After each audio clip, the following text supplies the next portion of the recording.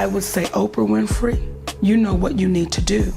And stop hiding behind what you call was negative comments, what you call, oh, I don't even deal with things like that. Because what people are beginning to do is see you for who you are. Everyone sees Oprah Winfrey as one of the most loving, generous people on earth. But is she really?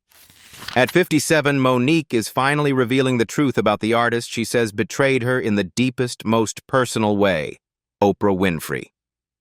Once close friends, Monique says Oprah crossed a line she could never forgive, inviting Monique's abusive family onto her show without her knowledge.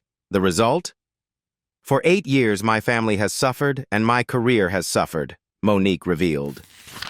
What really happened when Monique confronted Oprah? Why does she still refuse to stay silent? And what were the words that sparked one of Hollywood's most shocking feuds? Stay tuned, because in this video, we're exposing the truth behind Monique's long-standing feud with Oprah. Let's get started.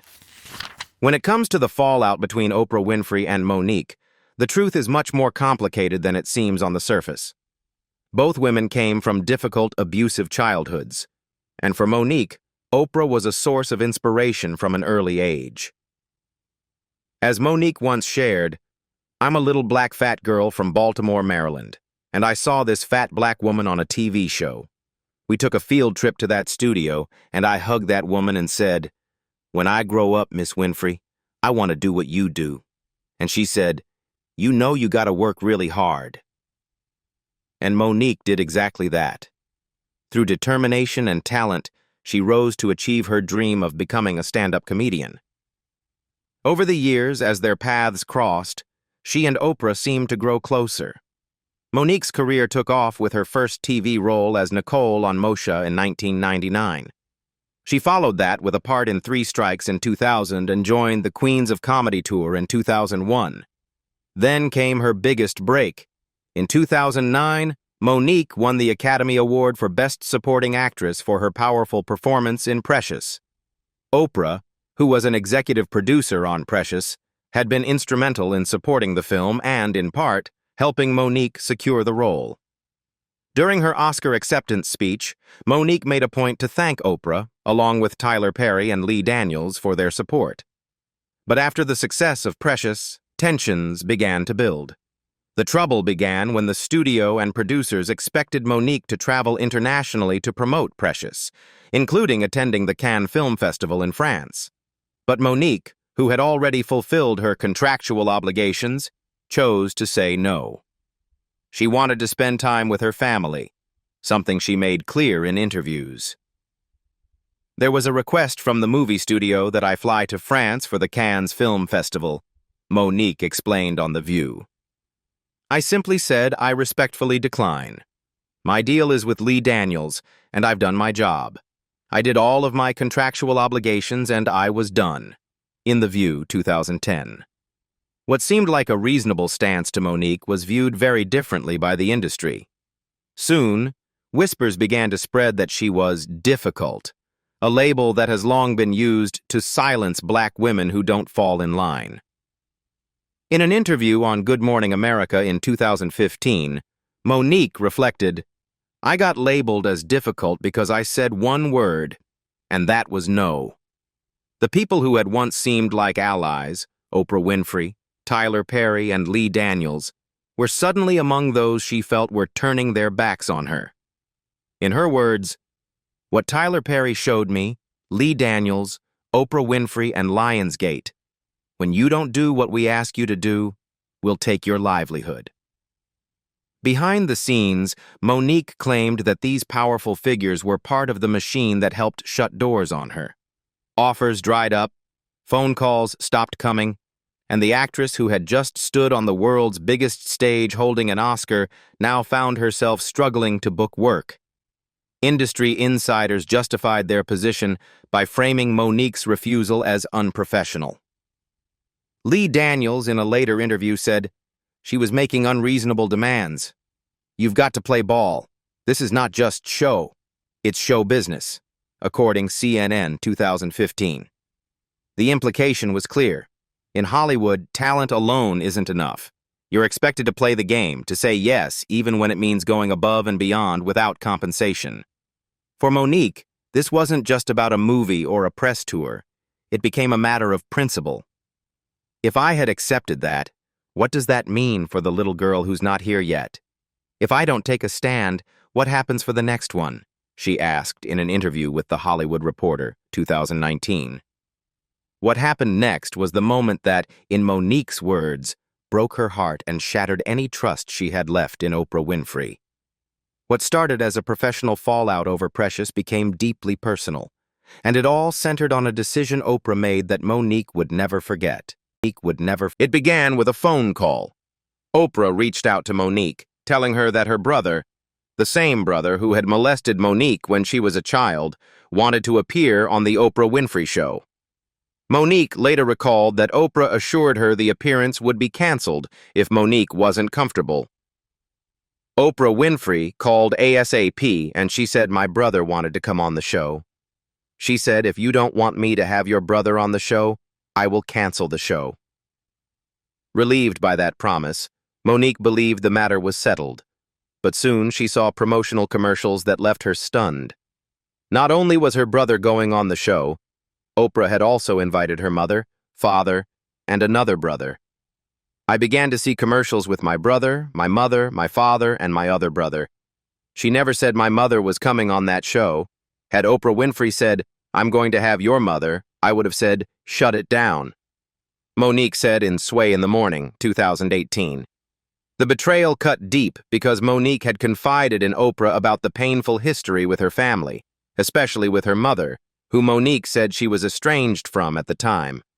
Watching them on national television felt like a violation. Not only are you betrayed by somebody that you thought was your friend, but somebody that has lived the same experience as you and should know how deep that would hurt, Monique shared in another interview with The Breakfast Club in 2019. On the show, her brother publicly admitted to abusing her. "I did assault and inappropriately touch my sister in manners that were not comfortable for her. And for that I apologize and I'm humbly sorry," he said on the Oprah Winfrey Show. But to Monique, it wasn't about the apology. It was about the fact that her family's pain and dysfunction were being broadcast to millions without her consent. Monique described watching the episode as gut-wrenching. She saw her father, whom she called a struggling alcoholic, appearing drunk on stage. She saw her mother, who she believed was driven by greed. "I know my family, and I'm watching the scam take place. I'm watching my brother, who molested me, sit on that stage trying to paint this picture of, 'I'm trying to be a help.' It was as much as they kept talking. I'm seeing the scam take place," Monique said. The tension that had been building between Monique and Oprah finally reached a boiling point one evening at an Oscars party, where fate placed them face to face. By this time, the damage had been done. Monique had seen her family on the Oprah Winfrey Show, had watched her abuser publicly apologize, and had felt the sting of betrayal from someone she once considered a mentor and friend. But she hadn't had the opportunity, or perhaps the courage, to confront Oprah directly. That changed at the party. Monique recounted the moment vividly. "I looked at Oprah Winfrey and I said, 'You know you and I need to have this conversation. Why would you have my mother on your show?' she revealed during an interview with The Breakfast Club in 2019. Her words weren't said in private. They were delivered in front of other Hollywood elites, during a celebration where most people would have chosen diplomacy or silence. But Monique couldn't stay silent anymore. Oprah's response, according to Monique, was measured but distant. "If you think I did something wrong, I want to apologize." But to Monique, that wasn't enough. She needed Oprah to own the choice, not simply offer a conditional apology based on perception. As Monique put it, "No, Oprah. What I think is, you did do something wrong. You had full intentions of having my parents on your show and not saying anything to me." The moment was emotional. Monique had, for years, carried the weight of betrayal, career backlash, and personal pain. Now, here she was, telling Oprah to her face how much that hurt. And yet, the resolution she longed for didn't come. "I know you did something wrong," Monique said during that confrontation. And Oprah, by Monique's account, offered no further explanation, no deeper apology, no attempt to repair the wound.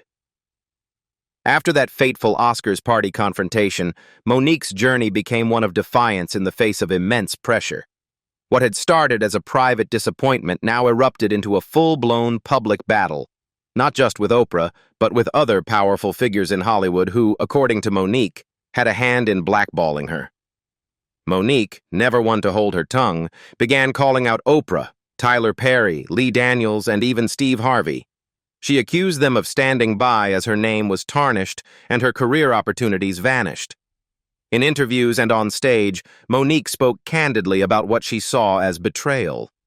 The moment that captured headlines everywhere came when Monique, during a stand-up performance, said, "I said to Oprah, Tyler, Lee Daniels, y'all can suck my D if I had one." But Monique's fight wasn't just about the past. In 2017, she took on a new battle, this time with Netflix. Monique revealed that Netflix had offered her $500,000 for a comedy special, a figure she found insultingly low given her decades-long career, her Oscar win, and her status as a comedy icon. For comparison, Monique pointed out that Amy Schumer reportedly received $11 million for her Netflix special. "If we continue to accept these low offers, how will anything ever change?" Monique asked during a radio interview with The Breakfast Club in 2018. The pay disparity wasn't just a personal slight. To Monique, it was part of a larger pattern of undervaluing black women in entertainment. She urged the public to boycott Netflix and later filed a lawsuit accusing the streaming giant of race and gender-based discrimination. Many in the industry rolled their eyes at what they saw as Monique stirring up unnecessary trouble. But Monique remained steadfast, insisting she was fighting not just for herself, but for future generations of black women entertainers. Her persistence paid off. In 2022, after a long legal battle, Monique and Netflix reached a settlement, terms undisclosed. And in a remarkable turn of events, Monique inked a deal with Netflix to produce a new comedy special and a film project, signaling at least some measure of vindication. Perhaps most surprising of all was Lee Daniels' public apology in 2022. On stage, in front of a live audience, Daniels told Monique, "I am so sorry for hurting you in any way that I did." The two embraced, and for a moment it seemed like healing might be possible. But despite this olive branch, Oprah and Tyler Perry remained largely silent or ambiguous. Tyler, at one point, reportedly agreed to meet with Monique, but only without her husband present, and only if she would apologize for claiming they tried to ruin her career, conditions Monique refused. As the years rolled on, the dust from Monique's battles began to settle, at least in the public eye. But behind the scenes, the scars remained, and the question lingered. Where do Monique and the people she once called friends stand now? Oprah, true to her image, largely chose the path of silence. When asked about Monique or the feud, she often deflected with her well-practiced philosophy of rising above negativity.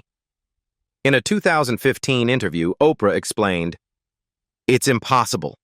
If you meet negative with negative, you will just have a combusted negative force and negative energy. You have to rise above it. You have to transcend it. You have to be the light." Oprah's Super Soul Sunday. To many, these words felt like wisdom. But to Monique, it felt like avoidance, a refusal to acknowledge the harm done. Tyler Perry, for his part, sent mixed signals.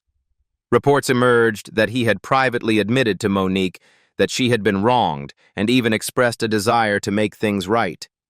But when it came time to take action, the conditions he placed, no husband present, an apology from Monique herself, made any reconciliation impossible. Monique, in interviews, expressed disappointment that even those who recognized the injustice wouldn't stand beside her publicly. Lee Daniels, however, took a different path. His on-stage apology to Monique in 2022 marked a rare moment of accountability in an industry where grudges often fester in silence. "I am so sorry for hurting you in any way that I did," Daniels said as he embraced her, a gesture that spoke volumes and gave many hope that healing, at least in part, was possible. And Monique? She remains unapologetically vocal. In interviews, on stage, and on social media, she continues to speak out not only about her personal battles, but about fairness and integrity in Hollywood at large. She insists she's not fueled by hate. She's fueled by the desire for justice. People will ask me, do you dislike or hate Oprah and Tyler and Lee? No. Let me be clear. I love those people. But as my husband always says, we're not calling them out, we're calling them up. Let's make our community better by making it right, Monique said during her sit-down with T.S. Madison in 2022.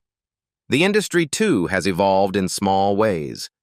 Monique's fight contributed to a larger conversation about pay equity and fairness for Black women in entertainment. Her Netflix special and upcoming projects suggest that while she may have been sidelined for years, her talent and voice could not be silenced forever. Yet the divide between Monique and Oprah, once a woman she saw as a mentor, even a hero, remains. Oprah has yet to offer the full public apology Monique longs for, and as Monique herself has said, "What I won't do is be quiet. I won't go away. I won't back down." In early 2024, Monique reignited her long-standing feud with Oprah Winfrey, calling out the media mogul in a candid interview that left no room for doubt about her lingering hurt. Sitting down with Shannon Sharpe on his Club Shay Shay podcast, Monique spoke with a mix of emotion and resolve. "Let me be clear. I love that sister," Monique began, referring to Oprah. "But I speak about that woman because she's spoken about me. And when you begin to speak about me privately, I'm going to speak about you publicly. You've been unfair, you've been unjust, and you watched a Black woman be thrown under the bus, and you said nothing." Reflecting on a pivotal moment in 2010, Monique shared how tensions seemed to surface the night she won the Oscar for Best Supporting Actress for Precious. According to her, her husband Sidney Hicks noticed Oprah's discomfort as the crowd erupted in cheers for Monique. That moment, she said, marked a turning point, and soon after, she began to see the effects in her career. Monique claimed that roles once offered to her ended up in Oprah's hands. The movie The Butler. That movie was offered to me, she revealed, explaining that director Lee Daniels had confirmed the offer. He said, "Mo, at the time I didn't have no power, and I didn't have no money, so when Oprah said she wanted it, so who played the lead role in The Butler? Oprah Winfrey." She said a similar situation unfolded when Daniels offered her the role of Richard Pryor's grandmother in a biopic. Who then calls Lee Daniels and says, "I want to be the grandmother?" Monique said pointedly. The answer, once again, was Oprah. But for Monique, the deepest wound came from something far more personal. Oprah's decision to interview Monique's brother Gerald Imes on the Oprah Winfrey Show, the same brother who had admitted to molesting Monique as a child. Monique recalled that Oprah had phoned her to explain that Gerald wanted to appear on the show to apologize. Still reeling from her Oscar win, Monique told Oprah she didn't want any part of it. Oprah, Monique said, offered to cancel the show entirely. Monique, trying to be open, told her not to if Gerald had something positive to say or a lesson to share. But what Monique didn't expect was to see a commercial for the episode, one that revealed not just Gerald but also her estranged parents would be on the show. "We never talked about my mother being there," Monique told Sharpe, her voice heavy with hurt. "I understand it. But you betrayed me, sister." The fallout from that betrayal, both personal and professional, continues to shape Monique's story to this day. In the end, Monique's story is about far more than a Hollywood feud. It's about betrayal, standing up for yourself, and the price that can come with speaking your truth. For Monique, the artist she says she hated most wasn't because of jealousy or competition. It was because of the deep hurt she felt when someone she admired, someone she considered a sister, crossed a line she never expected. After years of silence and lost opportunities, Monique continues to speak out, not just for herself, but for every artist who's been told to stay quiet, to play along, or to accept less. Her feud with Oprah Winfrey has become symbolic of a larger conversation about integrity, power, and accountability in Hollywood.